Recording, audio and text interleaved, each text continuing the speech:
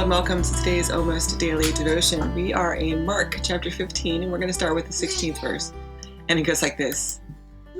The soldiers led Jesus away into the palace, that is the praetorium, and called together the whole company of soldiers. They put a purple robe on him, then twisted together a crown of thorns and set it on him. And they began to call out to him, "Hail, King of the Jews!"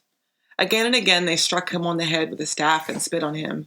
Falling on their knees, they paid homage to him, and when they mocked him, they took off the purple robe and put his own clothes on him. Then they led him out to crucify him. So we often read this story in the context of Easter, and so we're worried about the sequence of events. I have an assistant this morning. We're worried about the sequence of events. We're trying to figure out what exactly happened, what's going on in Jesus' life, what's about to happen, and we can skip over this passage. We often don't spend a lot of time looking and thinking about the actions of the soldiers in the crowd. And the truth is that the soldiers are doing their level best to make this worse. Pilate tries to give Jesus an out, a way to get out of this situation. He wants to save him. In many ways, he shows the most compassion to Jesus through this whole process. The soldiers have no compassion for Jesus, probably maybe because they're about to be the ones who have to kill him, and so they dehumanize him.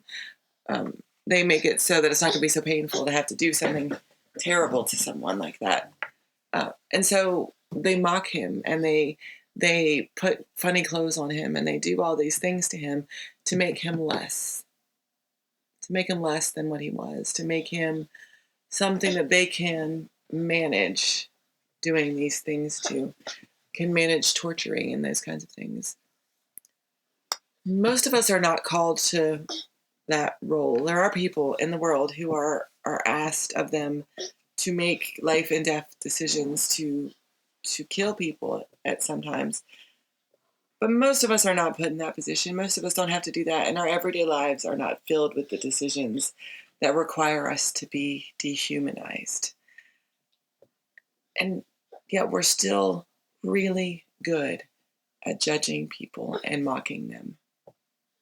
We can find all kinds of ways to put people down, to make them less than, to otherize them.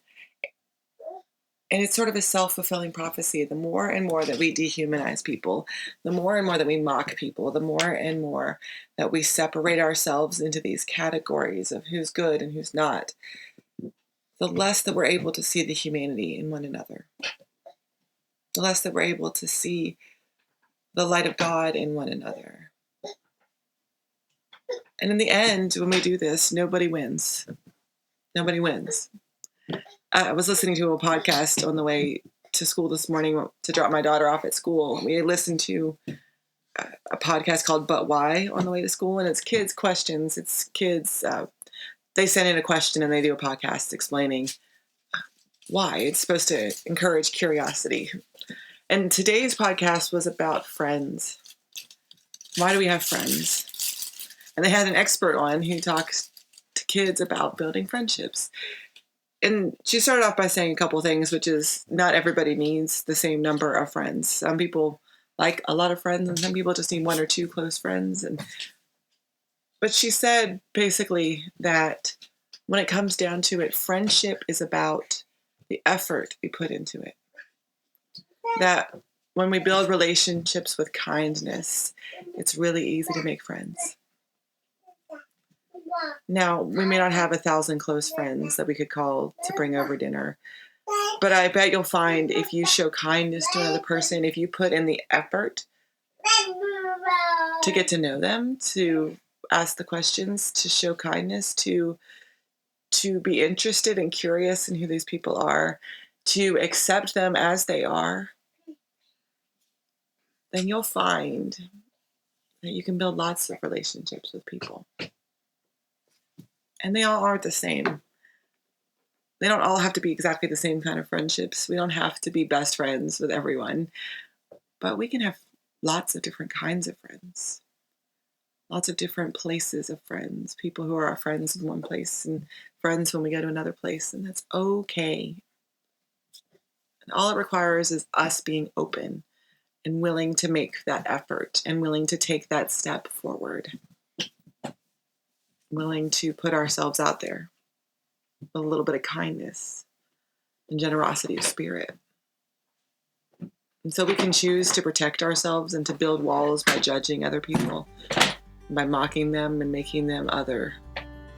Or we can extend generosity and kindness. And I bet we'll find a whole bunch of people who are ready and open to receiving. God bless.